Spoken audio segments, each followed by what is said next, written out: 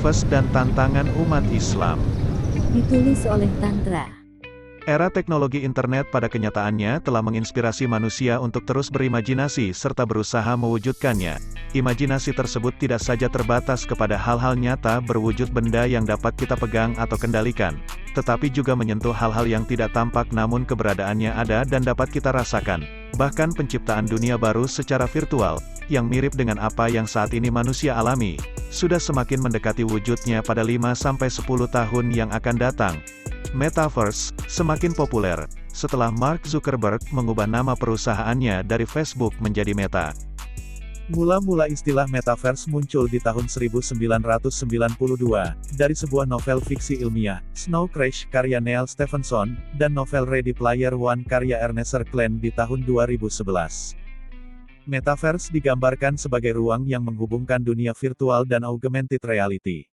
Sementara menurut Matthew Ball, Metaverse didefinisikan sebagai jaringan luas dari dunia 3 dimensi dan simulasi real-time dan persisten serta mendukung kesinambungan identitas, objek, sejarah, pembayaran, dan hak, yang mana dunia itu dialami secara serempak oleh jumlah pengguna yang tidak terbatas. Pada masa yang akan datang, manusia akan hidup di dua dunia. Hidup secara fisik di dunia nyata. Namun dalam pekerjaan, bermain, belajar atau bersosialisasi, manusia akan melakukan banyak hal di Metaverse. Contoh nyata Metaverse yang sudah ada adalah Sandbox.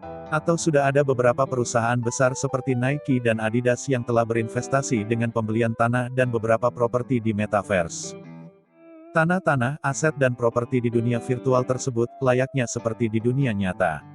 Bisa diperjualbelikan. Semakin banyak pengguna Metaverse, semakin mahal harga tanah virtual tersebut.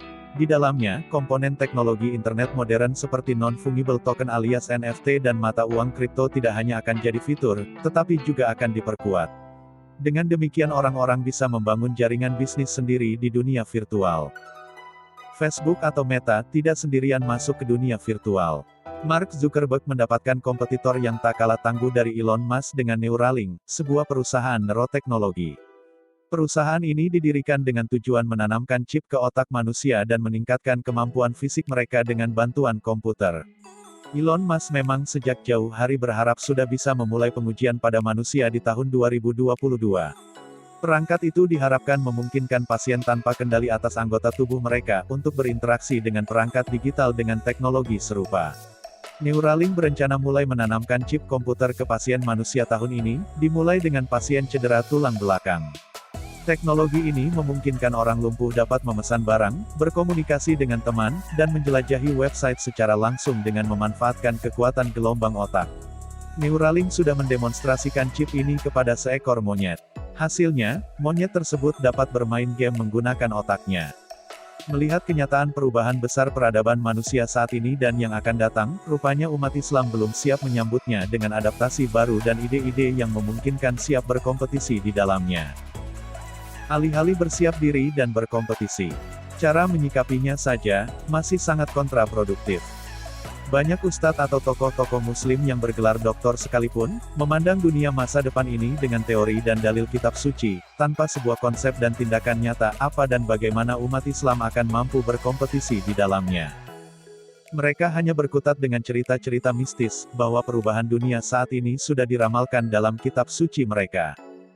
Mereka sibuk bercerita tentang akhir zaman dan kemunculan Dajjal bermata satu, yang ciri-cirinya mereka yakini sama dengan keadaan dunia saat ini.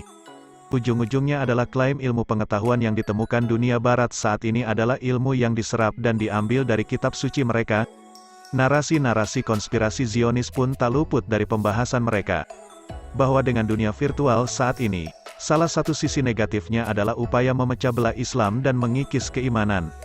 Yang lebih anjay, mereka menertawakan para ilmuwan, penemu dan pengusaha-pengusaha dunia virtual sebagai pemakan babi. Lantas apa konsep yang ditawarkan para cendekiawan muslim di Indonesia? Tidak ada. Kecuali anjuran untuk tetap berpegang teguh pada Al-Quran dan hadisnya. Bagi saya, narasi yang dikemukakan Ihsanuddin Nursi adalah sebuah dongeng dari ketidakmampuan dan keterbelakangan. Dan bagi saya, tantangan terbesar umat Islam menghadapi kemajuan teknologi saat ini dan era Metaverse yang sudah di depan mata, adalah menyembuhkan dirinya sendiri terlebih dahulu dari segala nirlogika.